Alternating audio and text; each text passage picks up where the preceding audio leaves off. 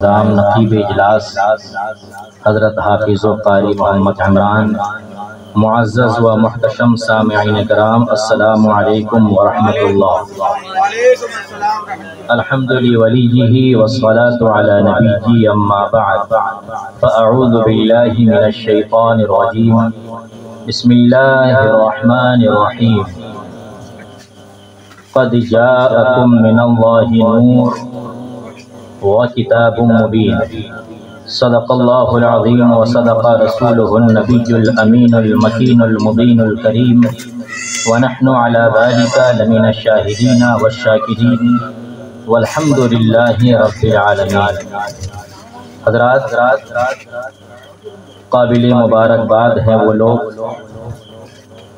جن لوگوں نے اس محفل کو سجایا ہے، بسایا ہے، اپنے باپ ماں کی یاد میں نہیں بلکہ رسول پاک کی یاد میں۔ اور الحمدللہ آج سے نہیں برسوں سے یہاں سے جلوس کا قافلہ گزرتا ہے، الگ الگ تحفے و تحائف پیش کیے جاتے ہیں، لیکن کیا بات ہے کہ آج مرزا پور میں رسول پاک کی میلاد والی رات جلسے کا انعقاد کیا گیا ہے۔ بس اس کی ایک ہی وجہ ہے کہ آنے والی جو صبح ہے وہ رسول پاک کی پیدائش کو 1500 سال مکمل ہو رہا ہے۔ حضرات، آج پوری کائنات میں جو کچھ بھی ہے وہ سب میرے رسول کا ہے۔ اگر رسول نہ ہوتے تو یہ کائنات نہیں ہوتی۔ شاعر کہتا ہے کہ زندگی کا بس یہی معیار ہونا چاہیے۔ آپ جی لگائیں گے تو میں بھی جی لگاؤں گا۔ زندگی کا بس صلی اللہ علیہ وسلم نے ارشاد فرمایا، اول ما خلق اللہ نوری وکل خلائق من نوری وانا من نور اللہ، یعنی اللہ نے سب سے پہلے میرے نور کو پیدا فرمایا اور میرے نور سے ساری کائنات کو پیدا فرمایا، اور میں اللہ کا نور ہوں۔ ذہن پہ سوال پیدا ہوتا ہے، اللہ تو اس چیز پر قادر تھا، اگر وہ چاہتا اپنے نور سے زمین کو بھی بنا سکتا تھا، اگر وہ چاہتا اپنے نور سے آسمان کو بھی بنا سکتا تھا، اگر وہ چاہتا اپنے نور سے چاند و سورج کو بھی بنا سکتا تھا، اگر وہ چاہتا اپنے نور سے عرش و کرسی کو بھی بنا سکتا تھا، اگر وہ چاہتا تو اپنے نور سے آسمان کے ساتھ طبق کو تیار کر سکتا تھا، اگر وہ چاہتا اپنے نور سے زمین کے ساتھ طبق کو بنا سکتا تھا، اگر وہ چاہتا اپنے نور سے فرشتوں کی جماعت کو پیدا کر سکتا تھا۔ لیکن کیا بات ہے، پروردگار عالم اپنے نور سے صرف اپنے حبیب کے نور کو پیدا کر رہا ہے، اور اپنے حبیب کے نور سے ساری کائنات کو پیدا کر رہا ہے۔ کیوں؟ اس لیے کہ رب کی مشیت یہ ہے کہ میرا حبیب صرف میرا محتاج رہے اور پوری کائنات میرے حبیب کی محتاج رہے۔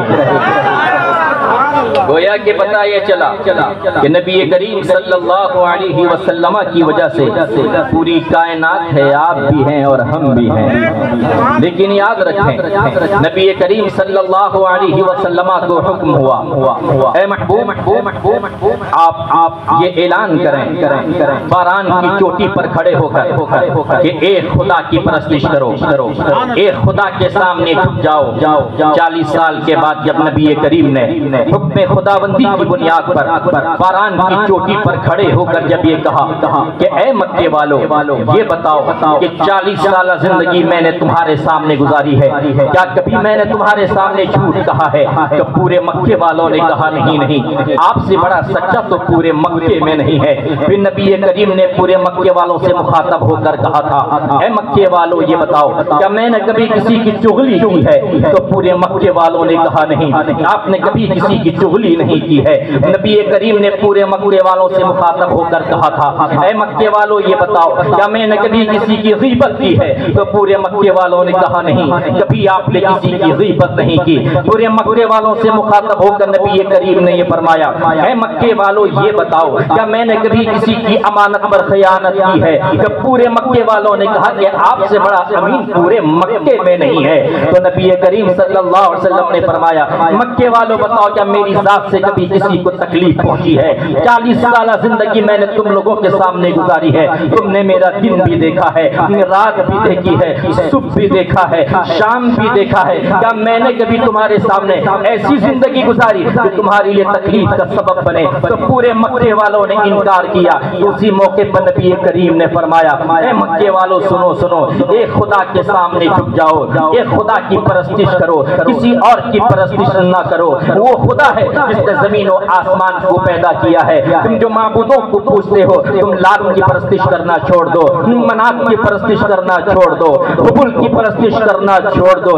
یہ تمہیں نہ فائدہ پہنچا سکتے ہیں نہ نقصان پہنچا سکتے ہیں، لیکن آپ کو معلوم ہونا چاہیے مکے والوں میں جن جن لوگوں نے نبی پاک کو سچا کہا تھا، نبی پاک کو امین کہا تھا، نبی پاک کو حق کہنے والا کہا تھا، انہی مکے والوں نے نبی پاک کو جھٹلایا اور یہ کہا کہ اے محمد تم کیسی باتیں کرتے ہو؟ ہمارے باپ دادا نے لات کی پرستش کی ہے، اس کو پوجا ہے، منات کو پوجا ہے، اور تم کہتے ہو ہم ان کو پوجنا چھوڑ دے، تم کہیں پاگل تو نہیں ہو گئے ہو؟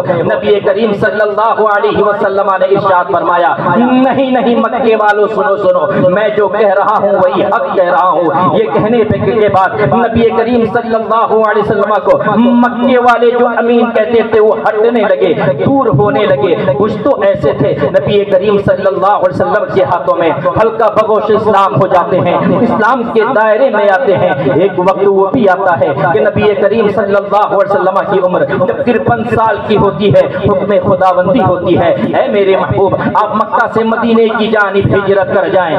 10 سالہ سرکار دے تبلیغ دین کی مکے والوں نے اس کے عوض میں مکے والوں نبی پاک کو جھٹلایا، نبی پاک کو ستایا، نبی پاک کو پتھر مارا، نبی پاک کو پاگل کہا، نبی پاک کو مجنون کہا معاذ اللہ۔ لیکن حکم خداوندی کی بنیاد پر نبی پاک موسیٰ علیہ السلام ہے، نبی کے میلاد کے صدقے میں ہے، حضرت عیسیٰ ہے، نبی پاک کے میلاد کے صدقے میں ہے، حضرت زکریا ہے، نبی پاک کے میلاد کے صدقے میں ہے، حضرت یحییٰ ہے، نبی پاک کے میلاد کے صدقے میں ہے، حضرت ہارون ہے، نبی پاک کے میلاد کے صدقے میں ہے، حضرت ہود ہے، نبی پاک کے میلاد کے صدقے میں ہے، حضرت عاد ہے، نبی پاک کے میلاد کے صدقے میں ہے، حضرت جبرائیل نبی پاک کے میلاد کے صدقے، حضرت میکائیل نبی پاک کے میلاد کے صدقے، حضرت اسرائیل نبی پاک کے میلاد کے صدقے، حضرت اسرافیل نبی پاک کے میلاد کے صدقے، دونوں کندھے میں کرامن کاتبین نبی پاک کے میلاد کے صدقے میں ہے،